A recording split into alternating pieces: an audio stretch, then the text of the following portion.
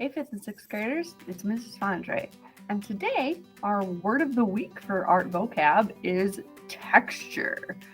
That sweet, sweet texture. So, you've probably heard this word before when you're usually talking about maybe fabrics or what you're wearing, or maybe blankets, because a lot of people talk about things being smooth, soft, fluffy. It's like something you want to grab and like feel. And texture is all about the way things feel.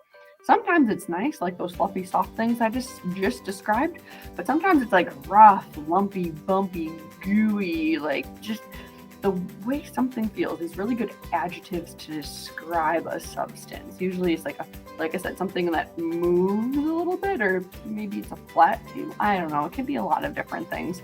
Any object technically has a texture. So in art class, when it comes to paintings with texture, you actually cannot touch a painting because you would probably get thrown out of a museum.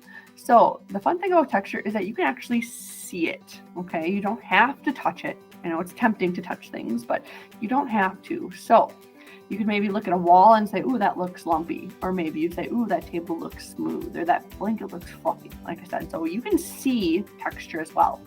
So for this bell ringer, I have this really almost lumpy textured piece of art by Vincent van Gogh. And if you scroll down a little bit, you can see a close-up of Van Gogh's painting next to a painting by this other artist named Ulrich Dürer. And they're both outdoor scene paintings. But if you look really closely at them, one of them definitely has more texture than the other one. Okay? So for the answer, I want you to actually copy and paste that little sentence starter that I have. I want you to tell me Vincent van Gogh's painting would feel blank. So when you're looking at that close up, if you could rub your hand against it, how would it feel? Okay, you can see all those kind of shadows and crevices and all those little itty bitty parts in that painting. So it's going to feel like something. What do you think it will feel like? But you can't touch the painting.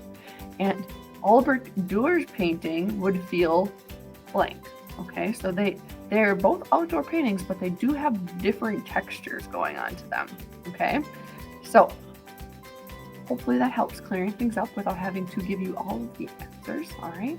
So if you have any questions, comments, concerns, you're not quite sure, please let me know. I'd happy to get back to you. All right. Happy typing. Can't wait to see what you come up with.